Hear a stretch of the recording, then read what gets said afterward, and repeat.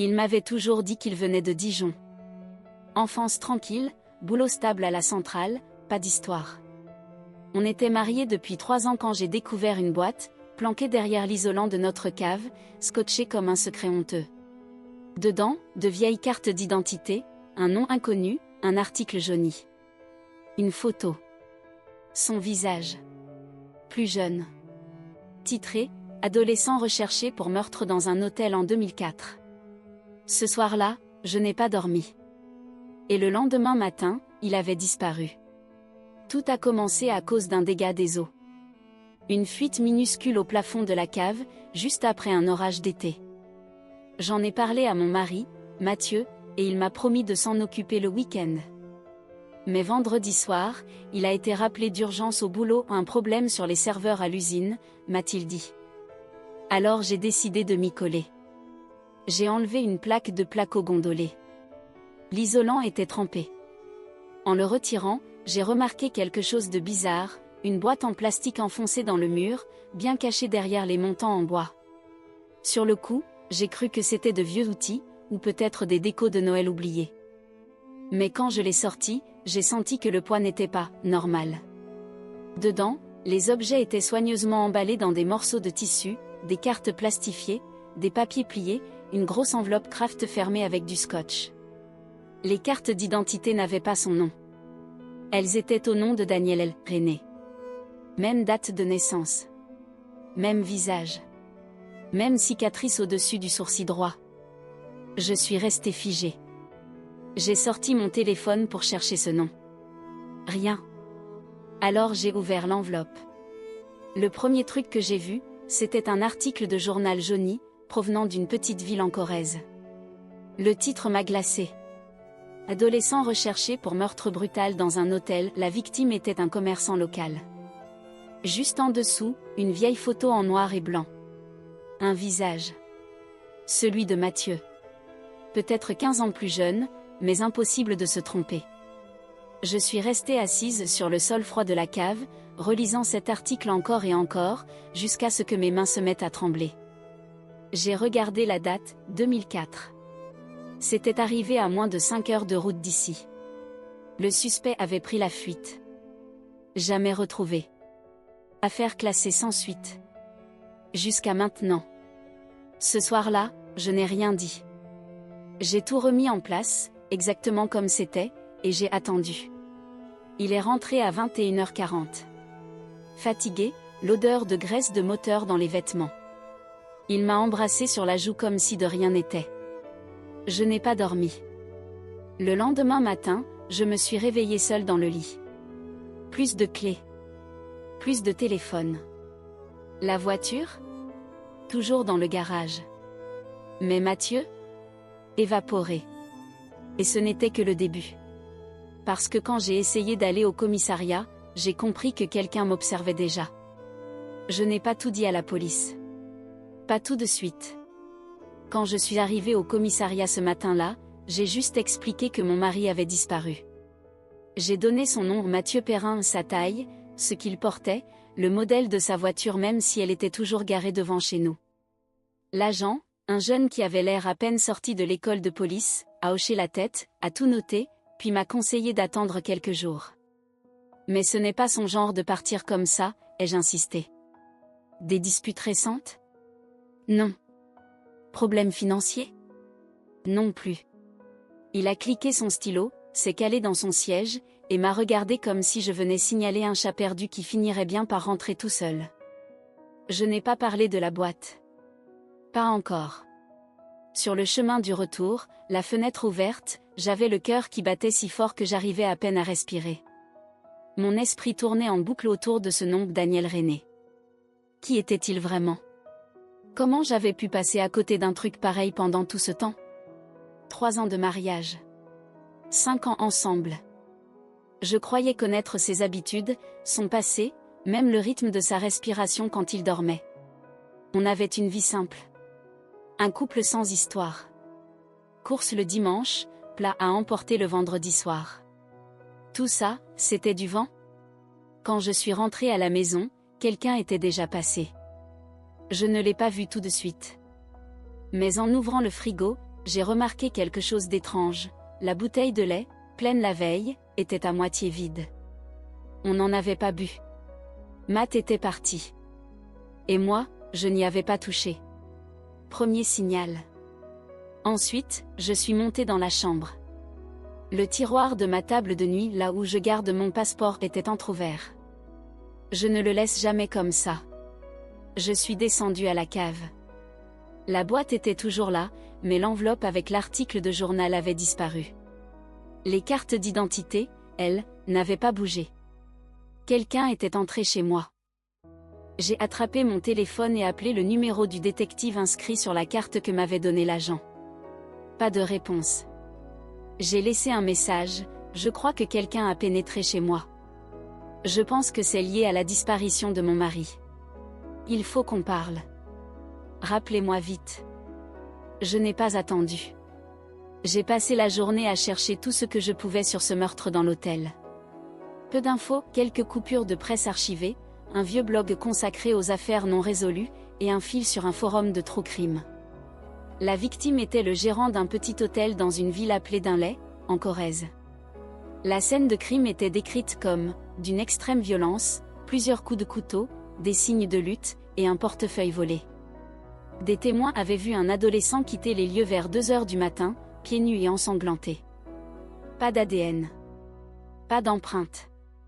Juste une photo floue d'une caméra de surveillance et un portrait robot qui collait parfaitement avec la photo trouvée dans la boîte, Mathieu. Ou Daniel. Ou peu importe son vrai nom. J'étais en train de lire ce blog quand mon téléphone a sonné. Numéro inconnu. J'ai décroché. Une voix d'homme, plate et calme, il faut que vous arrêtiez de creuser. Je n'ai rien dit. Il a continué, le nom Daniel René n'existe plus. Si vous continuez, vous allez détruire bien plus que votre mariage. Puis, plus rien. Pas de bip. Pas de clic. Juste, le silence. Comme si l'appel avait été coupé manuellement. Je suis restée figée, le téléphone encore contre l'oreille, pendant au moins 1 minute avant de réaliser que je retenais ma respiration. J'ai raccroché. Rappelé, numéro bloqué. Ce soir-là, j'ai fait un sac. Juste l'essentiel, quelques vêtements, les fausses cartes, des copies des documents que j'avais scannés. J'ai quitté la maison et pris une chambre dans un motel pas cher à 1/4 d'heure de là, sous mon nom de jeune fille. Je n'ai prévenu personne. Ni mes collègues. Ni ma sœur. J'ai éteint mon portable et je me suis assise sur le bord du lit à fixer la porte, comme si quelque chose allait passer dessous. Parce que là, ce n'était plus une histoire de couple. Ce n'était même plus une histoire de mensonge ou de trahison. C'était plus grand que ça. Quelqu'un me surveillait. Quelqu'un qui savait ce que Mathieu avait fait ou ce qu'il fuyait. Et je n'avais aucune idée jusqu'où ils étaient prêts à aller pour me faire taire. Le lendemain matin, j'ai quitté le motel sans utiliser ma carte bancaire. J'ai payé en espèces. La chambre était impeccable, pas d'empreinte sur la télécommande ni sur les verres. J'avais vu assez d'émissions de faits divers pour savoir comment effacer ces traces. Direction, Dunlay, en Corrèze, la ville où le meurtre avait eu lieu en 2004. 5 heures de route depuis chez moi. Chaque kilomètre me rapprochait d'une vérité que je n'étais pas certaine de vouloir découvrir. Dunlay, c'était minuscule. Une rue principale, une station-service, 2 églises, et un vieux snack qui semblait figé dans les années 70. Un de ces villages où tout le monde connaît tout le monde et où une étrangère est repérée dès qu'elle sort de sa voiture. Je me suis garée en face du snack et j'ai marché jusqu'à l'ancien motel, fermé depuis longtemps. Le toit s'affaissait, toutes les fenêtres du premier étage étaient clouées. Des bandes de rubans de police, fanés, pendaient encore sur la porte latérale, comme un avertissement oublié. L'endroit suintait la mort, mais je devais entrer. J'ai contourné le bâtiment par l'arrière et trouvé une entrée de service. Le verrou était cassé. Pas besoin de forcer, j'ai simplement poussé, et la porte a cédé dans un long grincement. Dedans, ça sentait la moisissure et l'huile. L'intérieur était pire, débris, carrelage éclaté, graffiti. Mais certains détails étaient intacts, les numéros de chambre cloués aux portes, une vieille moquette à fleurs délavée, et le comptoir d'accueil avec un téléphone à cadran. Et du sang. Ou plutôt une tache brune, ancienne, sur le sol de la chambre 4. L'article de presse disait que c'était là que le corps avait été retrouvé. J'ai pris des photos. Pas pour la police, pas encore. Pour moi. Pour prouver que j'étais venue. Que je ne devenais pas folle. En me tournant vers la sortie, j'ai aperçu un objet coincé sous le lit, un badge. Plastique fendu, un nom à moitié effacé, Greg, adjoint gérant. Je l'ai glissé dans ma poche et je suis sortie à l'air libre. Prochaine étape, le snack. C'était calme. 3 vieux buvaient leur café au comptoir, une ado servait derrière. Tous se sont tournés quand je suis entrée. J'ai commandé un café noir et demandé à la serveuse. Il y a encore des gens ici qui ont travaillé à l'ancien motel, le Redwood? Elle m'a regardée, méfiante. C'est une drôle de question. Je pense que quelqu'un que je connais y a séjourné. Elle a pointé le fond de la salle. Si vous cherchez des infos sur le Redwood, parlez-lui. Je l'ai vu. Un homme âgé, barbe grise, casquette de vétéran. Seul, plongé dans sa tasse comme si elle détenait toutes les réponses. Je me suis approchée. Excusez-moi. Je cherche quelqu'un qui aurait travaillé au Redwood Motel. Il s'appelait peut-être Greg. Ses yeux se sont levés, vifs, immédiats. Pourquoi? Je suis mariée à quelqu'un qui est peut-être lié à ce qui s'est passé là-bas. Il n'a pas scié. Juste un signe de tête pour m'inviter à m'asseoir. Vous n'êtes pas d'ici? Non. Il a hoché la tête. Alors vous ne savez pas ce qu'était vraiment cet endroit. Éclairez-moi. Il s'est penché vers moi. Ce motel, c'était une couverture. Tarif bas, paiement en liquide, pas de question. Les gens y allaient quand ils voulaient rester invisibles. Greg? Il gérait ça en silence, faisait disparaître les problèmes pour ceux qui savaient payer. Et l'homme qui est mort? Mauvais endroit, mauvais moment. Il a entendu quelque chose qu'il n'aurait pas dû. Ou il a vu. En tout cas, il s'est fait planter. Et la police n'a jamais rien prouvé. Qui était le suspect? Il m'a fixé longuement. Un gamin. Juste un gamin. Mais pas d'ici. Il a fui comme s'il en avait l'habitude. Son nom? Il a haussé les épaules. On n'a jamais eu de vrai nom. Mais je me souviens du visage. Teint pâle. Mâchoire fine. Cicatrice au-dessus de l'œil. Ça correspondait. Parfaitement. Puis il a dit quelque chose qui m'a glacée. Greg disait que le gosse ne l'avait pas fait. J'ai cligné des yeux. Pardon? Il disait que la scène était trop propre. Les coups trop nets.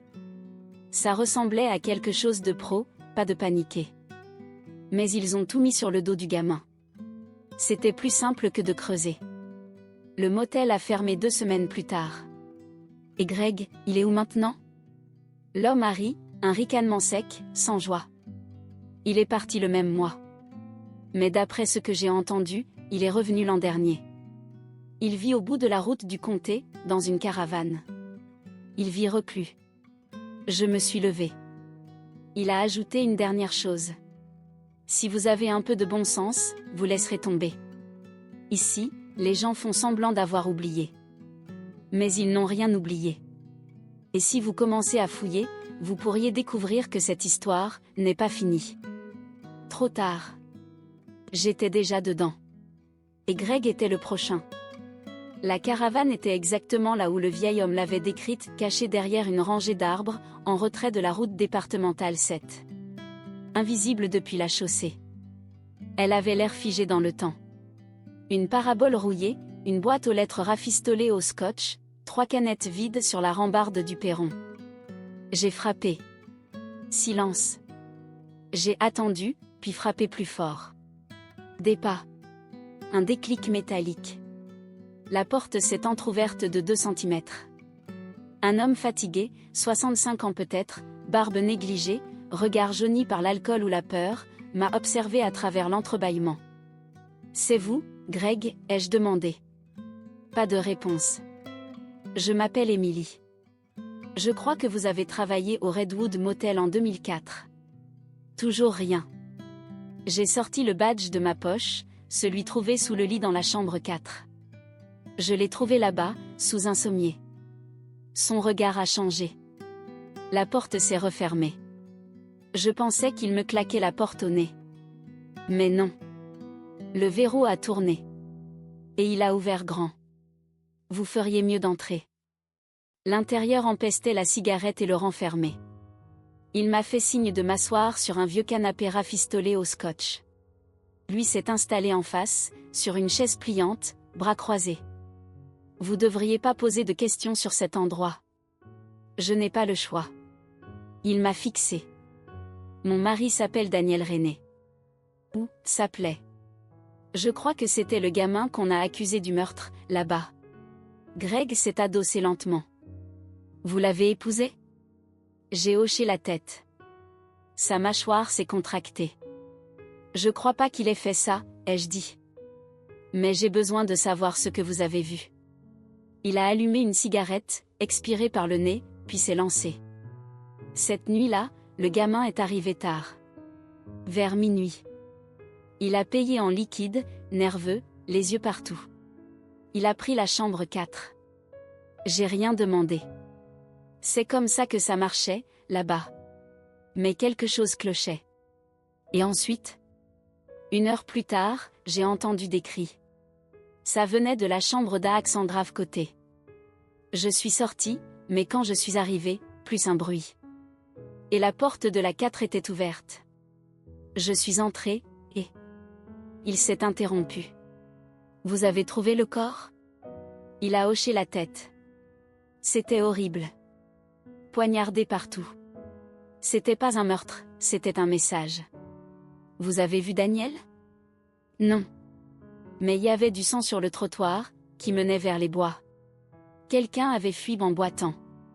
J'ai suivi la trace, mais je l'ai perdu. Pourquoi vous n'avez pas appelé la police? Pour la première fois, j'ai vu autre chose que de la méfiance dans ses yeux, de la peur.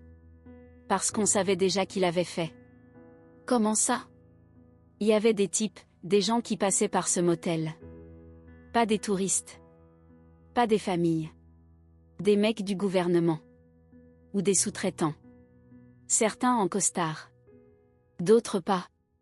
L'un d'eux, un certain Harker, est arrivé 2 jours avant. Il a dit qu'il faisait de la surveillance.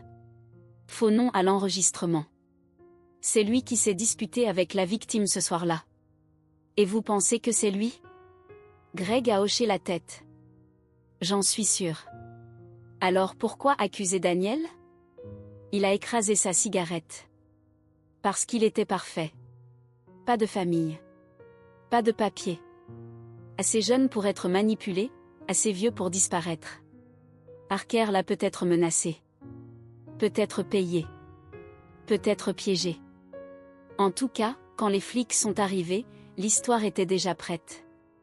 Je me suis reculée, étourdie. Alors Daniel a fui pour se protéger. Il a fui parce qu'il savait qu'on ne le laisserait jamais s'expliquer. Un long silence a suivi. Greg s'est levé, a fouillé un tiroir, et m'a tendu une enveloppe usée. Dedans, une photo Polaroid. Daniel. 15 ans plus jeune. Debout à côté d'un 4x4 noir, une trace de sang sur la manche, le regard tourné vers quelqu'un hors champ.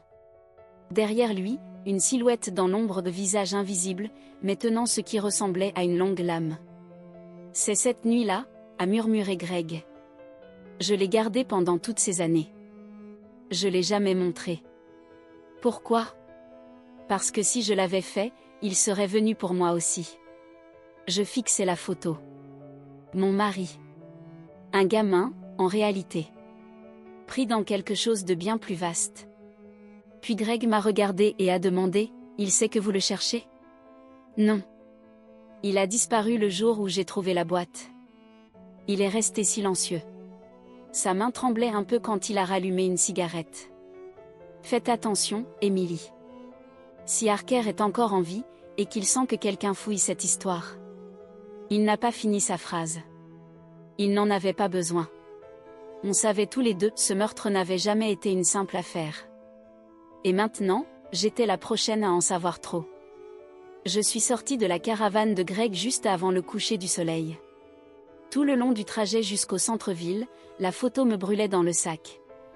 À chaque feu rouge, mes yeux se posaient dessus. Daniel ou Mathieu, comme je l'avais toujours connu, n'avait pas l'air d'un meurtrier. Il avait l'air terrifié.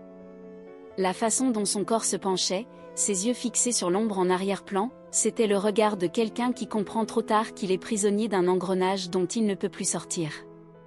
Mais qui était ce Harker? Greg ne savait pas grand-chose. Juste un nom. Le souvenir d'un homme calme, propre sur lui, qui se déplaçait comme s'il possédait les lieux. Ancien militaire, peut-être. Certainement absent de tout fichier officiel. Mais s'il existait vraiment, et s'il avait piégé Daniel, alors quelqu'un avait travaillé avec lui. Quelqu'un s'en souvenait. J'ai pris un risque, je me suis connecté à l'ancien mail de Daniel. Je connaissais probablement le mot de passe ou du moins, je pensais. J'ai tenté son schéma habituel, le nom de son groupe préféré, l'année de son bac, un point d'exclamation. Ça a marché. Pas grand-chose dans la boîte de réception. Des pubs, des notifications expirées. Mais dans les messages envoyés, j'ai trouvé un nom, Clive Madsen. L'objet, je ne peux plus cautionner ça. Le message était court. Clive, j'ai gardé le silence pendant des années. Mais ça ne veut pas dire que je suis d'accord. Tu étais là. Tu as vu ce qu'il a fait. Ce n'était pas censé se passer comme ça. Je ne tomberai pas pour ça. D. Le mail datait de 5 mois avant ma rencontre avec Daniel. Ce nom, Clive Madsen, s'est planté dans ma tête comme une écharde. J'ai cherché sur Internet, sans trop y croire. Et pourtant, un profil LinkedIn. Clive Madsen, consultant en sécurité à la retraite, ex-employé d'une société de liaison gouvernementale privée, dans le centre de la France. Pas de photo, mais le parcours collait avec la chronologie. Et il y avait une adresse mail. J'ai envoyé un message. Objet, j'ai besoin de réponses sur 2004. Message, je ne suis pas une menace. Je suis l'épouse de celui que vous avez connu sous le nom de Daniel René. Je sais pour Dunlay. Je sais pour Harker. Je ne vais pas voir la police. Je veux juste la vérité avant qu'on l'enterre pour de bon. S'il vous plaît. Je ne m'attendais pas à une réponse. Mais 20 minutes plus tard, j'en ai reçu une. Vous jouez avec le feu. Rendez-vous au Iron Mill sur la D12. Demain, midi. Venez seul. Cette nuit-là, encore une fois, je n'ai pas dormi. Je m'imaginais ce que j'allais dire. À quoi il ressemblerait. S'il viendrait seul.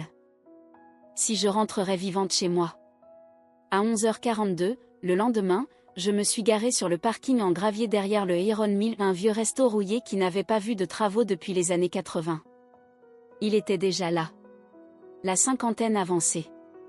Coupe militaire grise. Regard en alerte constante. Vous êtes Émilie, a-t-il dit. J'ai hoché la tête. Vous êtes inconsciente, a-t-il ajouté. Je n'ai pas protesté. On s'est assis dans une banquette au fond. Il n'a rien commandé. Il a tiré une serviette en papier vers lui et s'est mis à écrire une date. Une liste. Tout en parlant. Je travaillais avec Harker à l'époque. Ce n'était pas juste un contractuel. Il faisait partie d'un groupe officieux de surveillance sur le sol national. Pas de supervision. Pas de traces. Quand il fallait faire quelque chose hors protocole, c'est lui qu'on appelait. Et le motel? Il a soupiré. C'était un point de passage. Harker était là pour une remise d'infos. Le gérant? Il siphonnait des infos. Il pensait pouvoir les vendre. Trop gourmand. Alors Harker l'a tué. Oui. Et Daniel? Clive m'a enfin regardé droit dans les yeux. Il devait juste faire la navette. Porteur la mallette. Il n'était même pas dans la pièce quand c'est arrivé. Mais il a vu après. Il a pris peur. Il a fui. Et ça a fait de lui une cible facile. Un coupable idéal, ai-je corrigé. Clive n'a rien dit. Puis il a glissé la serviette vers moi. Il y avait 3 noms. Sans explication. Juste des noms. Je vous donne ça parce qu'il viendra pour vous ensuite. Parker ne laisse pas de fils pendant. Vous croyez bien faire en fouillant tout ça. Mais la vérité ne répare rien, elle fait juste plus de bruit. Il s'est levé. Et priez pour qu'il ne sache pas déjà que vous êtes là. Puis il est sorti. 10 minutes plus tard, je suis parti aussi. En montant dans ma voiture, j'ai vu un mot coincé sous l'essuie-glace. Marqueur noir. 2 mots. Arrêtez de creuser.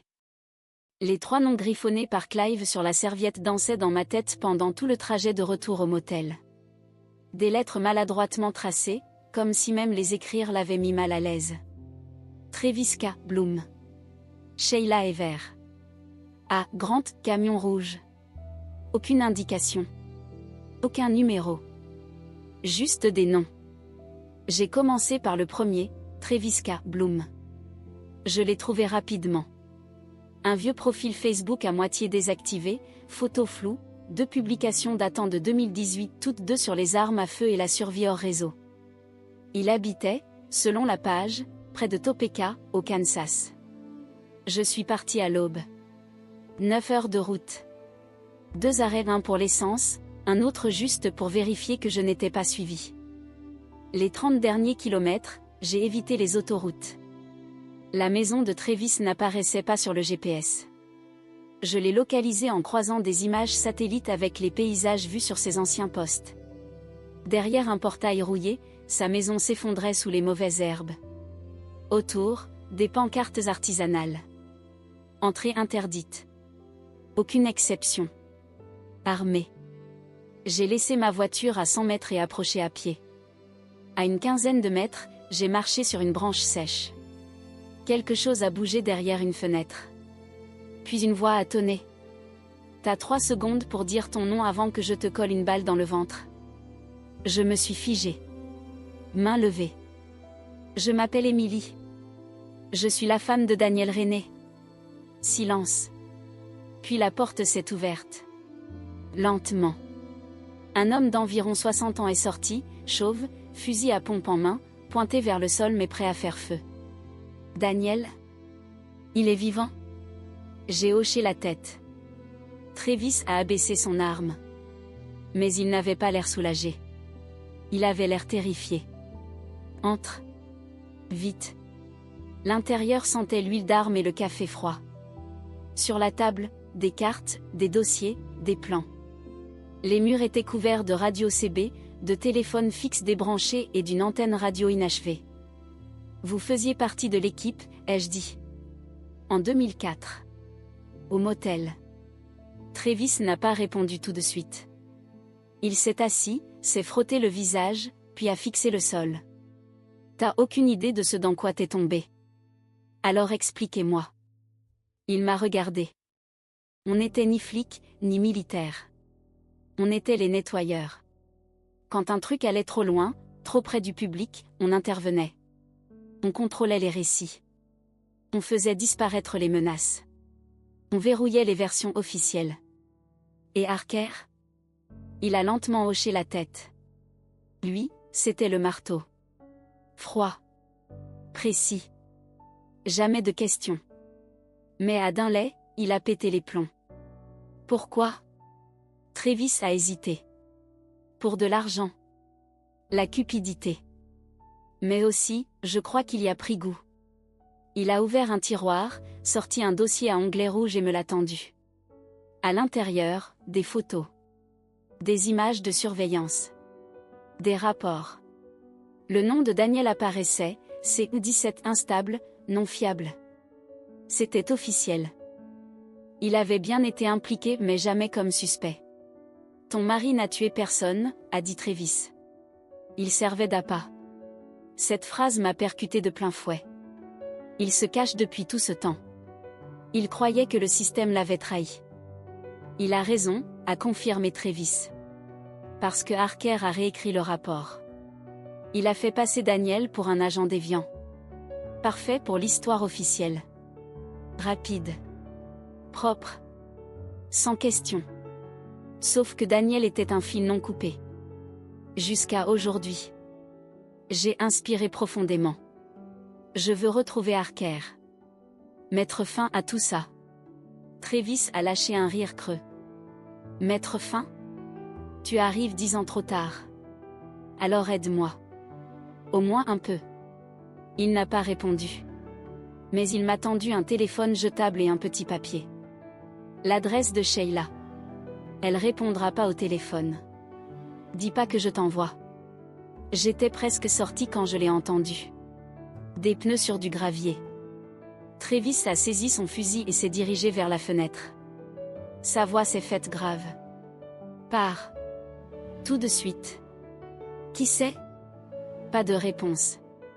Mais j'ai vu sa peur. Je suis sortie par l'arrière. J'ai coupé à travers les broussailles. J'ai dévalé la colline jusqu'à ma voiture. 3 minutes plus tard, un coup de feu a retenti. Je n'ai pas regardé derrière. Je me suis enfermée dans la voiture, j'ai démarré, et j'ai roulé. Vite. À une station-service, 2 villages plus loin, j'ai vérifié les infos. Rien. Aucune intervention de police. Aucun article local. Comme si rien ne s'était passé. Comme si tout ça était effacé, en temps réel. Encore. J'ai appelé le motel. Pas de réponse. J'ai appelé la caravane de Greg. Numéro désactivé. J'ai appelé le téléphone de Clive. Messagerie. Je n'avais presque plus personne. Et presque plus de temps. Je me suis penchée sur le papier donné par Travis. Sheila Ever, Red Hill Trailer Park, lot 12. C'était ma prochaine et peut-être dernière chance de savoir qui était vraiment Harker. Mais au fond, je le savais déjà. Il ne se cachait pas. Il chassait. Et maintenant, j'étais la dernière à savoir. Le Red Hill Trailer Park était le genre d'endroit où personne ne posait de questions. Chaque caravane avait une nuance différente de rouille, chaque vitre au moins une fissure. Et surtout, personne ne croisait le regard de personne. Le lot numéro 12 était tout au fond une vieille caravane blanche, avec une bâche bleue tendue sur le flanc comme un pansement de fortune. J'ai frappé 2 fois. Pas de réponse. J'ai frappé plus fort. Finalement, une voix rauque. « Qu'est-ce que vous voulez ?» Sheila Ever, ai-je demandé. « Je viens pour Daniel René. » Silence. Puis la porte s'est entr'ouverte d'1 centimètre. Une femme d'une 50aine d'années, cheveux roux emmêlés, une cigarette coincée entre les doigts, m'a dévisagé. « Vous êtes pas flic. » Je suis sa femme. Elle a cligné des yeux. Une fois. Puis elle a ouvert la porte en grand. Entrez. Dedans, il faisait une chaleur étouffante. L'odeur de café brûlé se mêlait à celle de vieux tapis. Des piles de journaux recouvraient toutes les surfaces. Un coin de la pièce était rempli de classeurs verrouillés. Un autre abritait une vieille télé noire et blanc avec du papier alu autour de l'antenne. Sheila s'est laissée tomber dans un fauteuil qui a gémi sous son poids. Je le croyais mort. Moi aussi, ai-je répondu. Mais non. Il se cache. Elle a hoché la tête lentement. Il a raison. Je dois savoir qui est vraiment Harker. Et pourquoi Daniel a été choisi. Elle m'a fixé longuement, puis s'est levée, a ouvert un tiroir et balancé une enveloppe Kraft sur la table. Commencez par là. Dedans, des documents, certains jaunis, d'autres photocopiés à partir de vieux rapports. Un en particulier m'a frappé, un formulaire de recrutement. Le nom de Daniel. Daté de 2002. 2 ans avant l'affaire du motel. Il avait 16 ans, ai-je murmuré. Sheila a hoché la tête. C'était un projet parallèle. Recrutement discret. Il visait des ados brillants, isolés, ceux dont personne ne remarquerait la disparition. Il m'a dit qu'il était en foyer. C'est comme ça qu'ils l'ont trouvé. Il s'est fait choper pour un vol à l'étalage. On lui a proposé un choix, centre pour mineurs, ou le programme. J'ai fixé le document. Son nom, en haut, René, Daniel J. En dessous, formation terminée. Adaptabilité forte. Mémoire vive. Réactivité émotionnelle. Recommandé pour mission test sur le terrain. Cette mission test, c'était d'un lait. Voix plate de Sheila. Il devait juste livrer un colis. Attendre l'extraction. Rien d'autre. Il n'était même pas censé voir ce qui s'est passé dans la chambre 4. Mais il a vu. Et il a fui. Je l'ai regardé droit dans les yeux. Est-ce qu'il a tué cet homme? Elle n'a pas scié. Non. Mais il a aidé à nettoyer. Le sol s'est dérobé sous moi. Comment ça? Il était jeune. Terrifié. Mais il n'a pas fui tout de suite. Il est revenu. Harker était encore là. Le corps était chaud. Et Harker lui a donné des gants. Lui a dit d'effacer les traces. Ma gorge s'est serrée. Pourquoi? Parce qu'avec ses empreintes partout, il était lié à la scène. C'était du chantage. Soit il restait fidèle. Soit il portait le chapeau. J'avais la bouche sèche. Vous me dites que mon mari a couvert un meurtre. Je vous dis qu'on s'est servi de lui. Et qu'on l'a jeté. J'ai regardé le dossier, le cœur battant à tout rompre. J'ai repensé à la façon dont il tressaillait quand il entendait une sirène. À son silence sur son enfance. À la lumière qu'il éteignait toujours avant d'enlever sa chemise. Et à moi, qui n'avais jamais posé de questions. Comment vous le connaissiez? Ai-je soufflé. J'étais l'analyste qu'il a repéré pour le recrutement. Cette phrase m'a fauché comme un coup de poing. C'est moi qui ai donné son nom. Je croyais lui offrir une chance. Une sortie. Vous l'avez livré à Harker. Elle a hoché la tête, les yeux lourds de remords. Et j'essaie de réparer ça depuis. Je me suis levée. Il faut que je le retrouve. Que je sache s'il va bien. Sheila m'a tendu une clé USB. Il m'a contacté une fois. Il y a 2 ans. Depuis une ligne sécurisée. Il disait qu'il était fatigué. Qu'il pensait rentrer. Puis plus rien. Mais ça, elle a tapé la clé, c'est ce qu'il m'a envoyé. Je l'ai prise sans réfléchir. Puis elle m'a saisi le poignet. Si tu le retrouves, tu dois être sûr. Sûr de quoi? Qu'il veut encore être retrouvé. Cette nuit-là, j'ai regardé ce qu'il y avait sur la clé. Un seul fichier vidéo. 30 secondes. Daniel, assis dans une chambre de motel. Son visage plus vieux. Son regard plus sombre. Si tu vois ça, c'est que quelqu'un est allé trop loin. J'ai essayé de rester loin. De vivre tranquille. Mais s'il cherche encore, alors j'ai échoué. Émilie, je suis désolée. Pour tout. Écran noir. Et c'est là que j'ai compris quelque chose d'effrayant. Je n'étais pas la seule à le chercher. Quelqu'un l'avait déjà trouvé. J'ai regardé cette vidéo de Daniel en boucle. Chaque battement de paupières.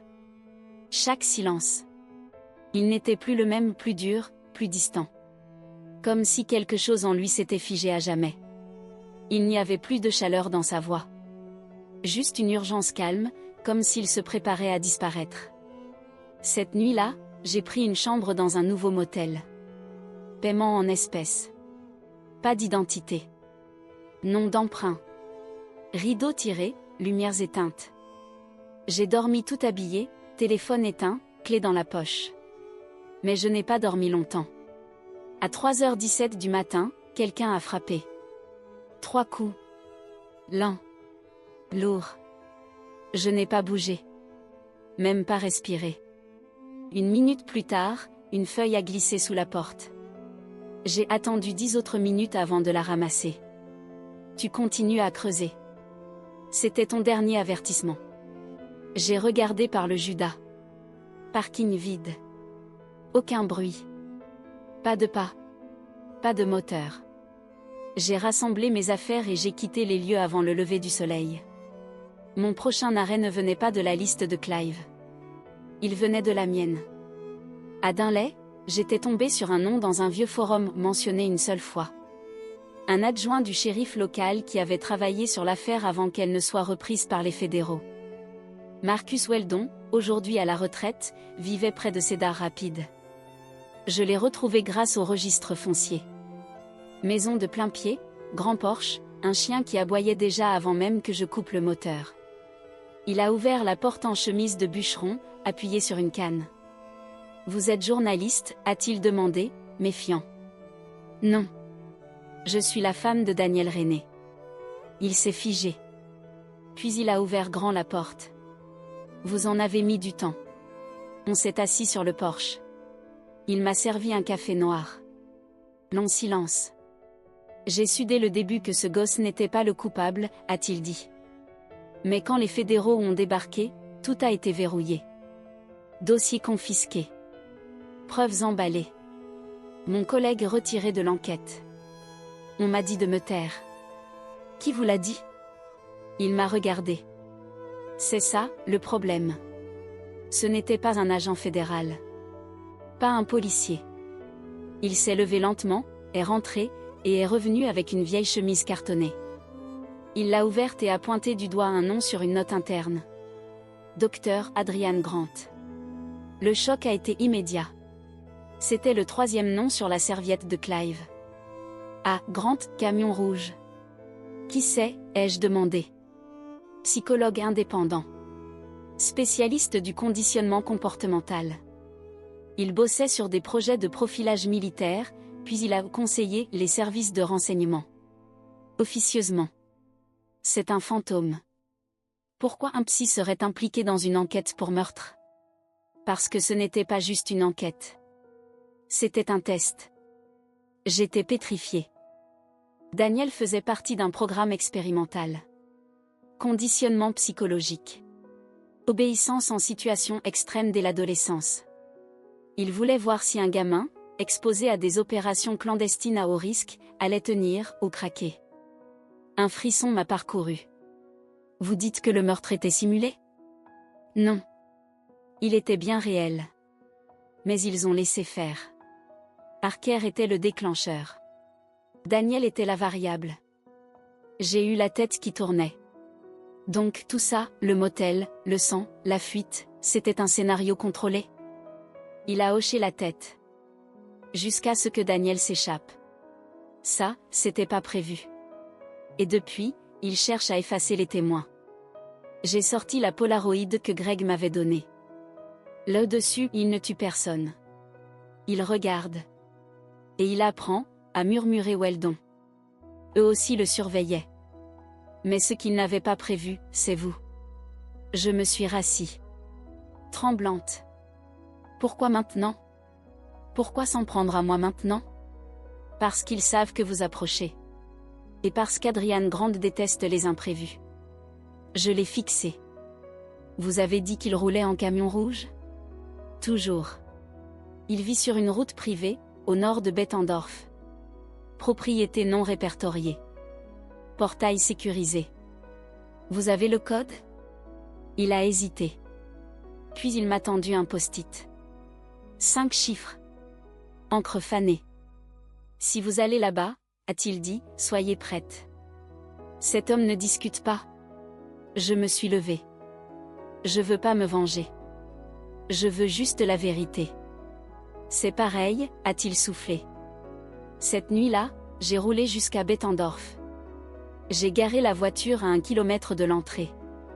Je me suis posté sur une colline, à observer la route, jusqu'à ce que toutes les lumières s'éteignent. Demain, je franchirai ce portail. Et j'affronterai l'homme qui a transformé mon mari en fantôme. La forêt autour de la propriété d'Adrian Grant n'était pas silencieuse, elle était morte. Aucun chant d'oiseau. Aucun bruissement. Juste ce silence tendu, artificiel, qui vous fait dresser les poils. J'avais laissé la voiture à plus d'1 kilomètre et avancé à travers les arbres. Le ciel était couvert, pas de lune, et chaque branche sur laquelle je marchais claquait comme un coup de feu. Puis je l'ai vu, le grillage. 3 mètres de haut. Fil barbelé. Capteur de mouvement au coin. Mais je n'avais pas besoin de l'escalader. J'avais le code. J'ai trouvé le clavier caché derrière un buisson. J'ai tapé. 42907. Un déclic doux. Le portail s'est entrouvert. Juste assez pour que je me glisse. L'allée montait entre 2 hangars et une serre avant de déboucher sur la maison, une bâtisse basse en pierre grise et en verre épais. Toutes les lumières étaient éteintes, mais je savais qu'il y avait quelqu'un. Je le sentais. J'ai traversé la cour et monté les marches du porche arrière. La porte coulissante n'était pas verrouillée. J'ai pénétré dans une cuisine qui sentait le désinfectant et le pain brûlé. Et puis, je l'ai entendu. Une voix grave, au bout du couloir. Je me demandais quand tu viendrais. Il était assis dans un fauteuil en cuir, dans une pièce sans fenêtre, éclairée par une seule lampe de bureau. Chauve. Lunettes fines. Environ 70 ans. Calme. Beaucoup trop calme. Le docteur Adrian Grant. Je ne suis pas là pour jouer, ai-je lancé. Parfait, a-t-il répondu. Parce que ce n'est pas un jeu.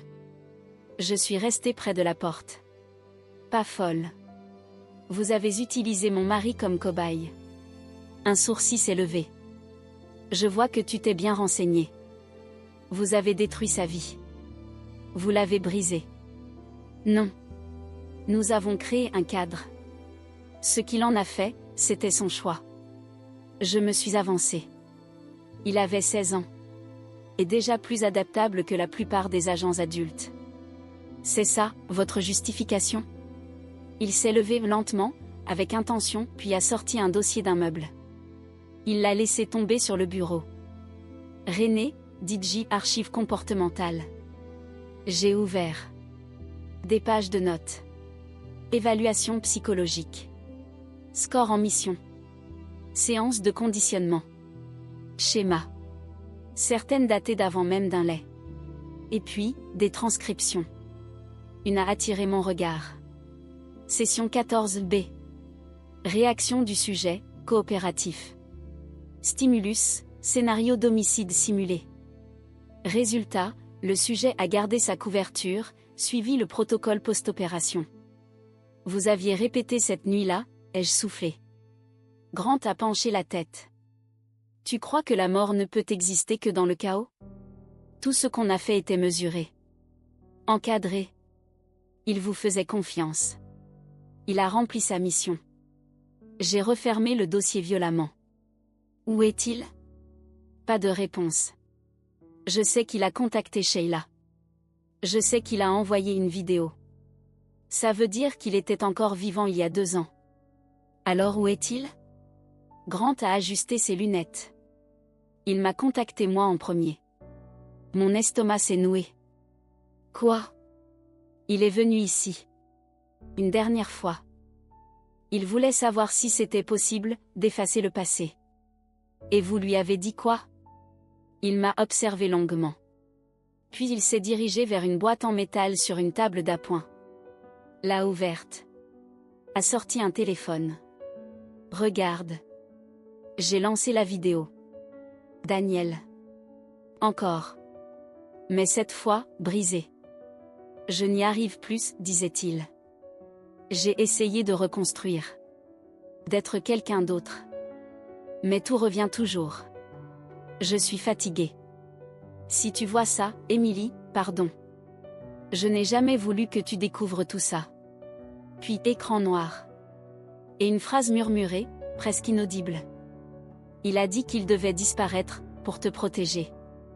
J'ai suffoqué. Je me suis tournée vers Grant, bouillonnante. Qu'est-ce que vous lui avez fait? Il a haussé les épaules. Je l'ai laissé partir. Je lui ai dit où aller. Hors réseau. Pas de papier. Pas de signal. Aucun contact. Ni pour toi. Ni pour personne. Vous mentez. Je n'en ai aucune raison. Vous couvrez vos traces. Il m'a regardé droit dans les yeux. Je t'offre le même choix. Je suis restée figée. Quoi? Tu t'en vas. Maintenant. Je te donne une localisation. Pas de nom. Pas de preuve. Juste assez pour que tu saches qu'il est vivant. Mais tu ne le suis pas. Tu ne le contactes jamais. Et en échange, ta vie redevient normale. Et si je refuse? Un sourire, glacial. Alors tu disparais, toi aussi. Silence. Électrique. Chargé de menaces. Puis il a posé une feuille sur le bureau. Une adresse. Pliée. Définitive. Je l'ai prise. Je me suis retournée. Et je suis partie sans dire un mot. Je ne savais pas s'il disait la vérité. Mais j'allais le découvrir. Quel qu'en soit le prix. L'adresse donnée par Grant menait à une cabane isolée, dans le nord de la région Auvergne-Rhône-Alpes, près de la frontière suisse. Aucune pancarte. Aucun réseau. Juste une forêt dense, un sentier de terre abandonné que même le GPS refusait de suivre. J'ai garé la voiture à près d'1 kilomètre et j'ai terminé à pied. Mon cœur ne battait plus normalement. Il frappait, lourd et régulier, comme un tambour d'alerte. Je ne savais pas ce que j'allais trouver. Je ne savais même pas s'il serait là. Tout ça pouvait être un piège. Mais je devais savoir. Je devais voir. La cabane est apparue après un virage du sentier. Petite. En bois. Une fine fumée sortait de la cheminée. Pas de voiture. Aucun mouvement visible. Juste un silence épais comme une veille de chute de neige. Je suis montée sur le perron et j'ai frappé une fois. Pas de réponse. J'ai tourné la poignée. C'était ouvert. La porte a grincé sur une pièce unique: cuisine, lit, vieille table, une seule chaise. Et dans cette chaise, Mathieu. Plus vieux. Plus maigre. La cicatrice sous son œil plus marquée que dans mes souvenirs. Il n'a pas bougé tout de suite. Juste fixé. Puis il s'est levé. Émilie, a-t-il dit. Mon prénom sonnait étranger dans sa bouche. Je n'ai rien pu dire. On est resté là, figé, des années de silence suspendues entre nous comme un mur que personne ne savait comment franchir. Enfin, j'ai murmuré. Tu es vivant. Il a hoché la tête.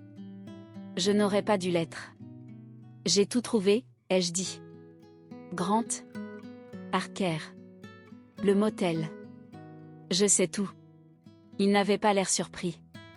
Tu n'étais pas censé savoir. Je me suis approchée. Pourquoi tu ne m'as rien dit? Il a baissé les yeux. Parce qu'une fois que tu savais, ils ne s'arrêteraient jamais. Ils ne se sont pas arrêtés. On m'a poursuivi. Menacé. J'ai cru que tu étais mort. Je voulais que tu le croies. Pourquoi? Parce que c'était plus sûr que la vérité. J'ai senti mes jambes lâcher. Je me suis assise au bord du lit. Lui est resté debout. Les bras croisés. Ils m'ont donné un choix, a-t-il dit. Disparaître à jamais, ou te mettre en danger. Ils m'ont proposé le même choix. Ça l'a fait tressaillir. J'ai sorti la clé USB où j'avais copié tous les fichiers de Sheila. J'ai des preuves. Tout. Rapport. Transcription. Même une vidéo où Grant avoue. Il a reculé, comme si l'objet le brûlait. Tu as gardé ça? Oui. Alors il nous surveille encore. Qu'ils viennent. Il a secoué la tête. Émilie, si tu rends ça public, ils viendront. Pour toi. Pour moi. Pour tout ce qu'on a approché. Tu as passé ta vie à fuir. Tu veux pas que ça s'arrête? Ses mâchoires se sont contractées. Je me suis levée. Tu ne peux pas me protéger en disparaissant. Tu me protèges en aidant à en finir. Il m'a regardé longtemps. Puis il a dit quelque chose que je n'attendais pas. Je ne suis pas la victime que tu crois. Qu'est-ce que tu veux dire? Après d'un lait, j'aurais pu fuir. Mais je suis restée. 3 missions de plus. J'étais bon. Je mentais. Je manipulais. J'obéissais. Et je me disais que c'était pour la bonne cause. Je secouais la tête. Incapable de suivre. Alors pourquoi partir? Un jour, ils ne m'ont pas donné une mission. Ils m'ont donné une cible. Il m'a fixé droit dans les yeux. C'était toi. Ma respiration s'est arrêtée. Il disait que tu posais des questions. Que si je voulais disparaître proprement, je devais t'éliminer. Et tu ne l'as pas fait. Il a hoché la tête. Je suis partie cette nuit-là. J'ai brûlé mes traces. Changé d'identité. J'ai fait croire que j'étais mort pour qu'il te laisse tranquille. Un long silence. Puis j'ai demandé. Et maintenant? Il est allé près de la cheminée, a sorti une carte pliée et une clé. Il y a un endroit de l'autre côté de la frontière. Sans nom. Sans réseau. Si on part ce soir, on peut y arriver. Il m'a tendu la clé. Mais je ne l'ai pas prise. J'ai sorti une deuxième clé USB de mon sac. J'ai déjà envoyé une copie. Sa main est restée suspendue. À qui? À tout le monde. Il m'a fixé. Des journalistes. Des ING. Des avocats. J'avais passé 24 heures à une station-service avec Wi-Fi à tout uploader. Caché, c'était fini. Tu viens de faire de nous des cibles, a-t-il dit. Non, ai-je répondu. Je viens de nous libérer. Il m'a regardé. Pas de colère. Pas de peur. Juste, une immense fatigue. Dehors, le vent s'est levé dans les arbres. Puis, au loin, des phares. Qui approchaient. On s'est regardé. Il a ouvert une trappe au sol, sorti 2 sacs à dos. Déjà prêt. Cette histoire devait se terminer, a-t-il dit. Mais maintenant, c'est nous qui choisissons comment. On n'a pas attendu. On a couru.